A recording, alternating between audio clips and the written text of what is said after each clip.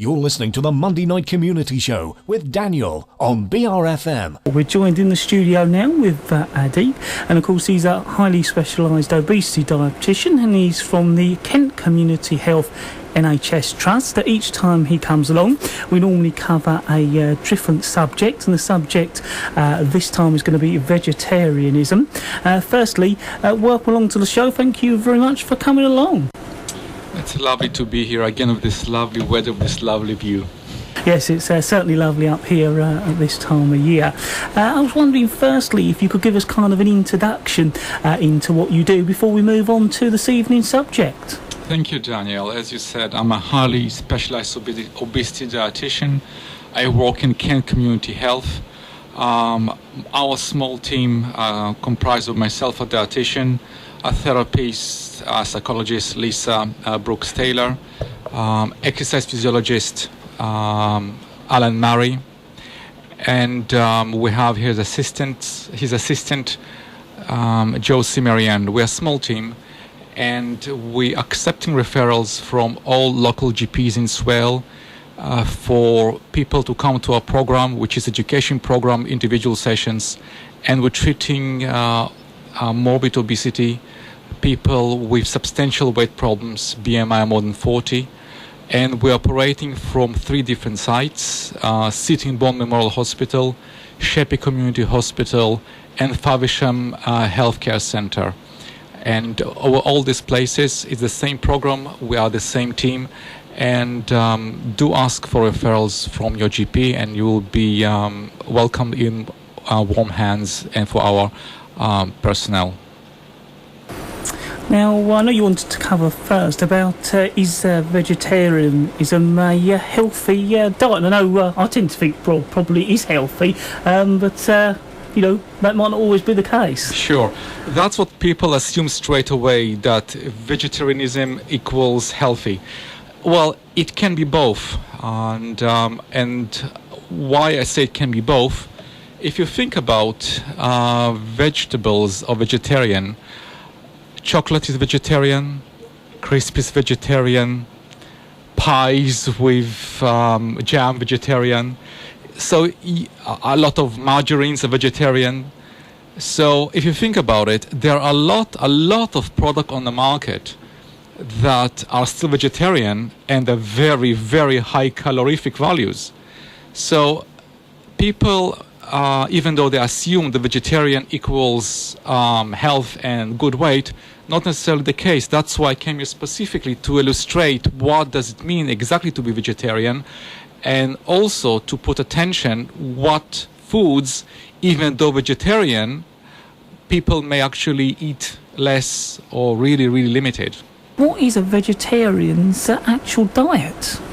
Yeah, I would like to discuss a little bit about different type of vegetarianism, and I hope our listeners will have understanding what really vegetarianism is and how to do it healthy, because end of the day, vegetarian diet can be very, very healthy, and I would like to illustrate it right now here.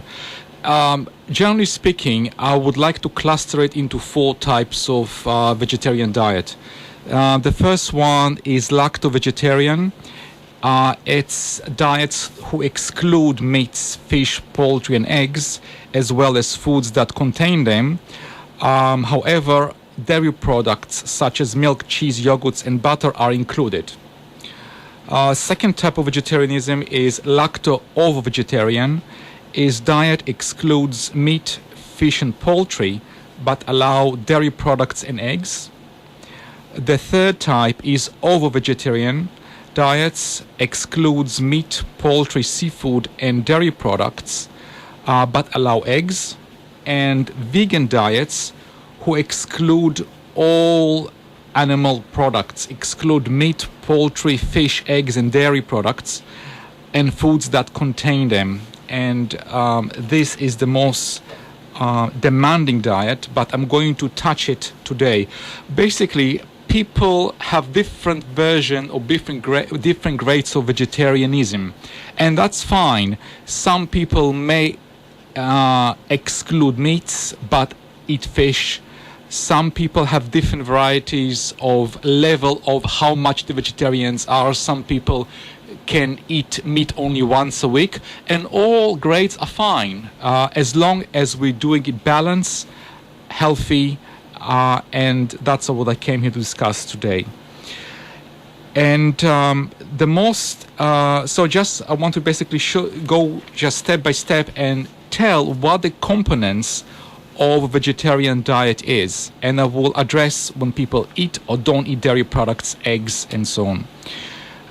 Of course, vegetarians are fruit and vegetables. So it's paramount that we eat at least 5 portions a day. And any type of fresh or frozen or canned or dried fruit and vegetables are okay. Vitamins and minerals are part of fruit and vegetables, and also there are a lot of fiber that can help digestion and prevent constipation. And also the other group is plenty of potato, breads, pasta, and other starchy foods. These foods that includes as I mentioned, bread, cereals, rice, and potatoes give energy, and also type of B vitamins, and the good source of energy, and the staple of a regular diet and a vegetarian diet should be based on these ingredients. What they're talking about is like potato, which is not fried, boiled rice, which is not fried, pasta without the fatty sauces. That's the staple of the diet that provides the basic energy. Some people may eat dairy product, which is fine because, as I mentioned, vegetarian diets can include dairy products, depends how you define it. If that case, there is no problem at all regarding calcium and vitamin D. If you are excluding dairy products, so we need to discuss later on about some supplements, and the basic one is soya milk, oat milk, rice milk, which is absolutely fine, is substituting for dairy as long as they're fortified with calcium. Some people, they may exclude eggs. Some may include eggs. Again, it depends on definition, but proteins are coming from eggs, beans, and other non-dairy products of protein, such as tofu, corn, and nuts. I just want to talk a little bit about the protein itself. What is important in eating a balanced diet, specifically protein, is that the person will get all the amino acids in the protein. If somebody eats cereals are great, but they are missing one amino acid, well, not missing, the low in amino acid called lysine. In order to make the protein perfect, complete, legumes need to be added into the diet because legumes are low in amino acid methionine, however rich in lysine, and vice versa. So whenever cereals eating together with legumes, the protein is complete. So that's why we not necessarily need to eat meat products in order to have a complete protein. And of course, some people eat fish. And then, of course, the protein is perfect. So it's need to be remembered that cereals and legumes should be eating in one day. Not necessarily in one meal, but definitely should be eating in one day. The requirement for, generally speaking, about protein is about 0.8 gram of protein per kilogram body weight.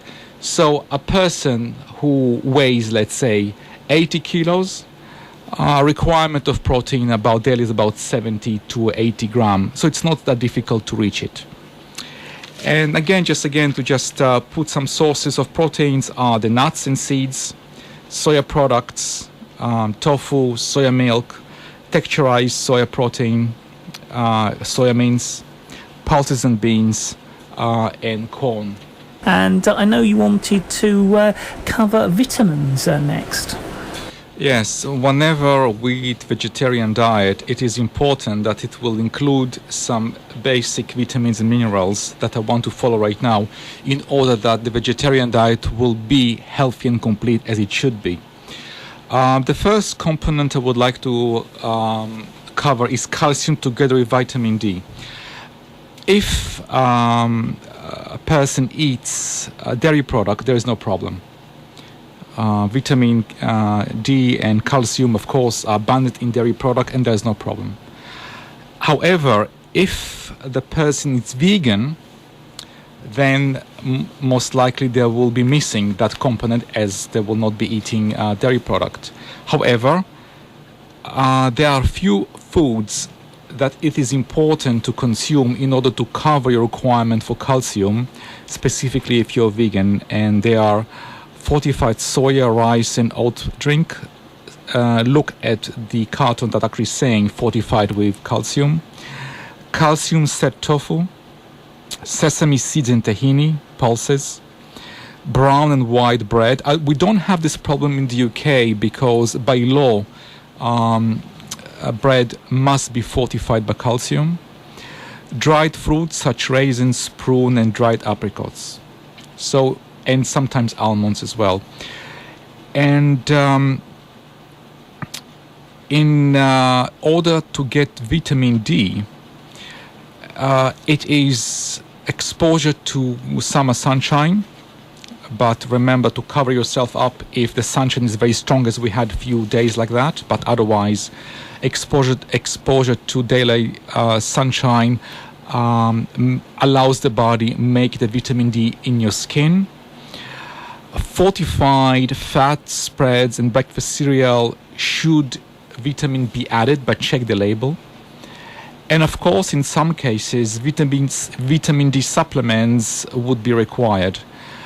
Vitamin D supplement, if you're not sure about, you can discuss about your GP or your dietitian. But otherwise, look at labels of your low-fat spreads and cereals that it will contain vitamin D. So you can see that it is possible to cover calcium and vitamin D requirements for foods who are not dairy. The second component is iron. And as we know, iron is present in many meat sources, like, the most known one is liver. However, it is still possible to get iron from pulses, wholemeal bread and flour, breakfast cereals fortified with iron. Again, look at the label of the product that actually says iron, and dark green leafy vegetables such as watercress, broccoli, spring greens, and okra. If you are eating eggs, you have iron in eggs. What is important to mention is that, like specifically for vegans, which do not eat any meat or animal sources, is that even though iron may present at the vegetables that I just mentioned, its absorption is not strong. So in order to assist absorption of iron from the vegetarian sources, it's advisable to have them together with vitamin C together. Vitamin C helps absorption of iron. And in that case, any type of citrusy fruits, strawberries, tomato, cabbage, and broccoli are abundant with vitamin C. So if you are eating the product, as I mentioned, that have iron together with vitamin C, the absorption will be much, much more efficient. The other sources I would like to mention about vitamins is very, very important, is vitamin B12. Again, it's predominantly from animal source, and vegans will be definitely missing it.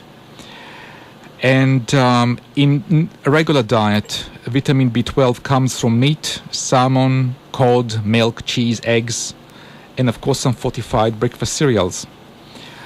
But for vegans, it's important to look for products that are fortified, like cereals, soya drink fortified vitamin B12, and the most common is Marmite or the yeast extracts. So it's still possible to find vitamin B12 on the market. In rare cases that vitamin B12 cannot be consumed from the sources, sometimes ejection or a peel is required. Another thing, last one I want to mention, this family of important nutrients are omega-3 fatty acids, which is of course prevalent in fish. So if you are eating fish, not problem at all. Again, for vegans, it might be a problem. And omega-3 fatty acids, which are very, very important for heart, general health, they're anti-inflammatory. It's possible to get them from linseed, walnut oil and nuts, walnuts, rapeseed oil and soybean oil. So there are still sources of omega-3 fatty acids. Having said that, what is important to understand is that even though I mentioned the sources of omega-3 fatty acids, they're not so efficient in the body to convert into the important nutrients that the body needs.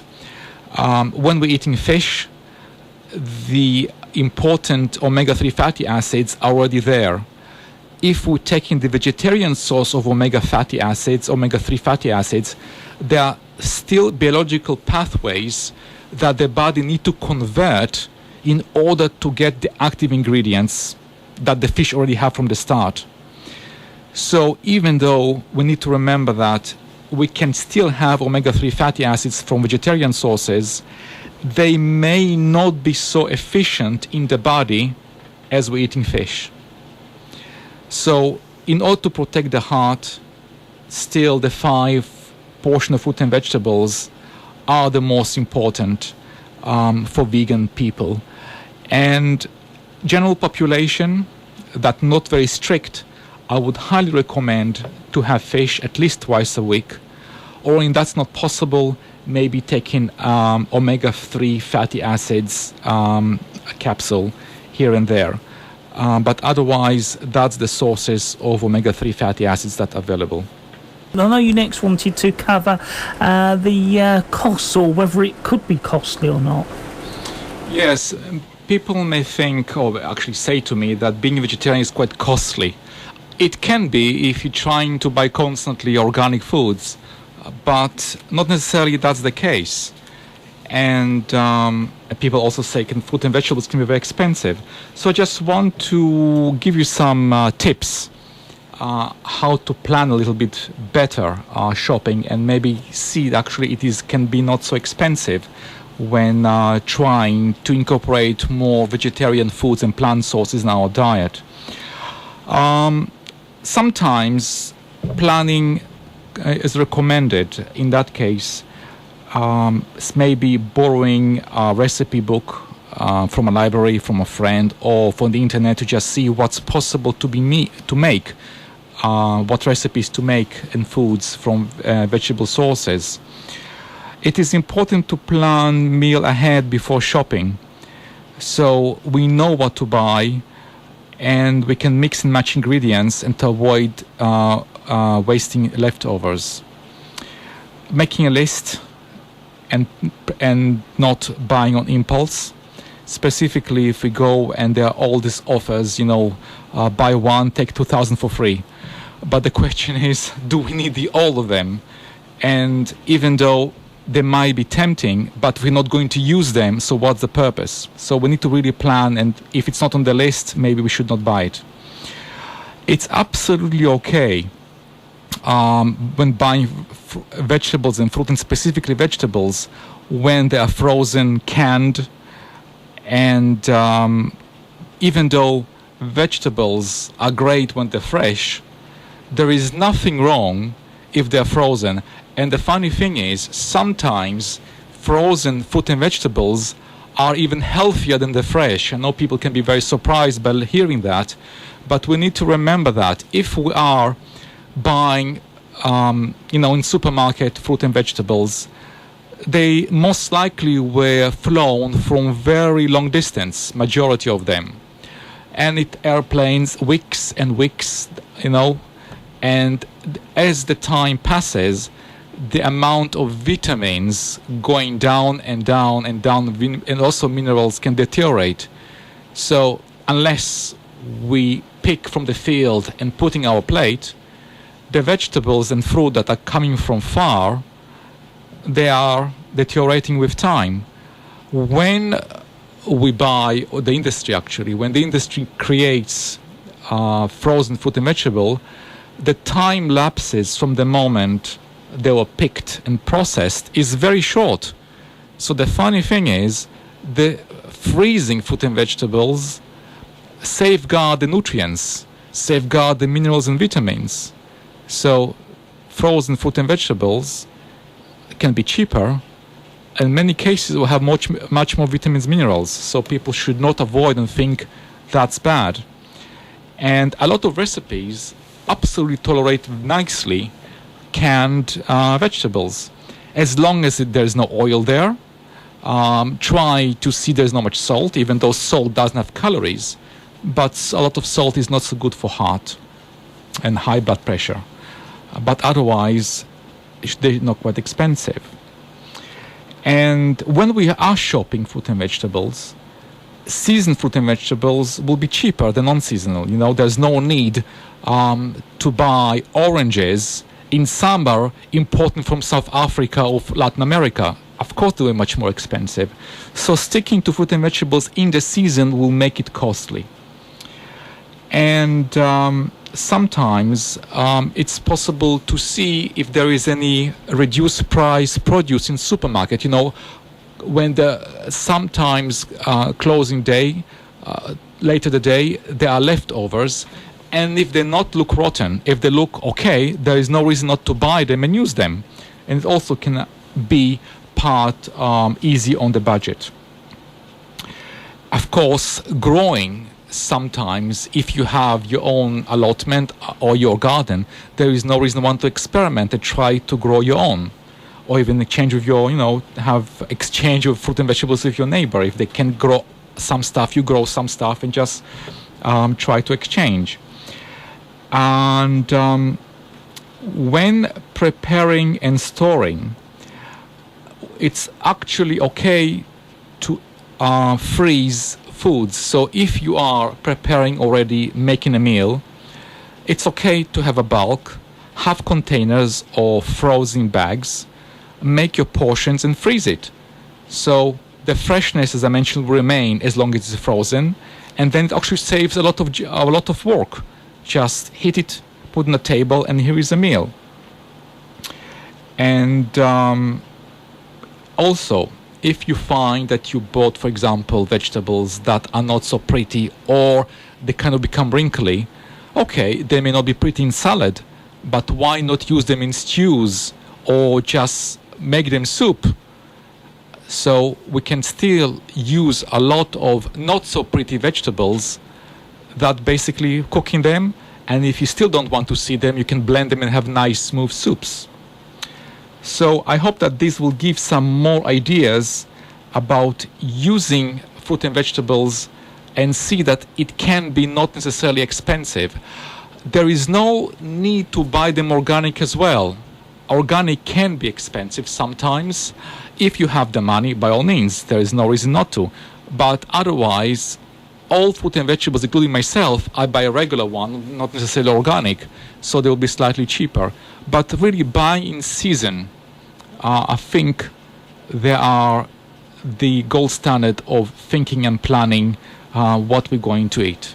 So, I know before you go, you just wanted to have a little recap for our listeners. Yes. I hope the information here was helpful for people to understand what does it mean vegetarian diet. And as we can see that vegetarian not necessarily equals straight away health, as I said in the beginning, that there may be foods that even though they're vegetarian, they're very, very high in fat and calories. And also need to remember that whenever we eat vegetarian diet, it has to be complete. And it's basically based on the same food groups. If you know the Eat Well plate, the government ones. I just want to recap what as I said in the beginning. So we need to remember that when we're eating fruit and vegetables, at least 5 a day, provide minerals, vitamins, minerals, and fiber.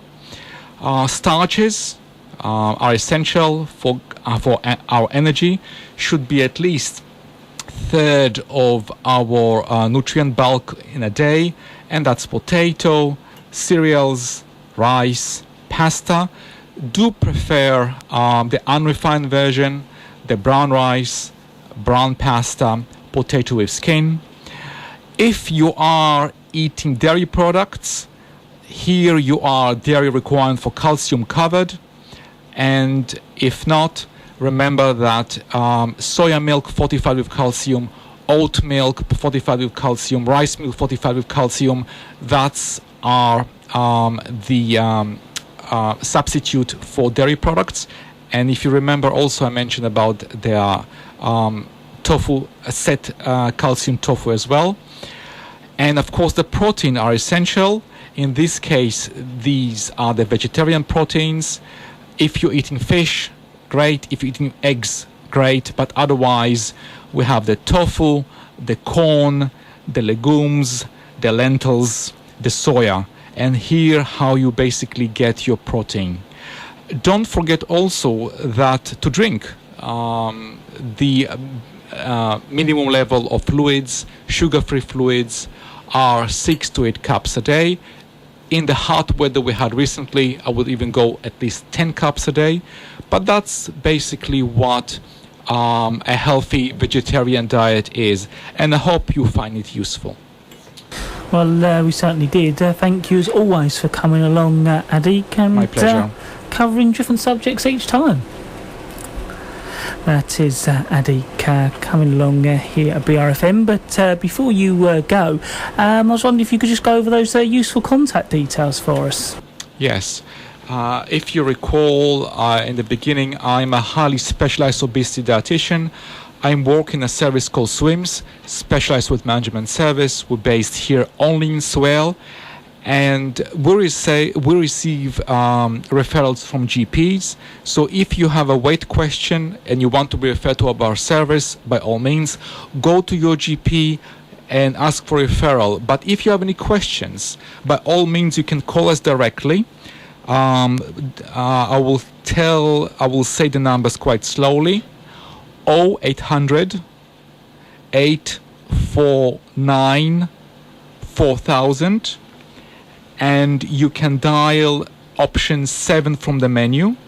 You can speak a member of our team, or you can just go on the internet, go for Kent Community Health NHS Trust homepage, click on the service on the top, select location Canterbury and Swale, and then all the services providing Canterbury and Swale will be in front of you, and then you will see Specialized Weight Management Service. So do get in touch, do get referred if you have the weight problem, and I'm pretty sure you enjoy what we can offer you. Addic, as always, thank you very, very much. Thank you very much.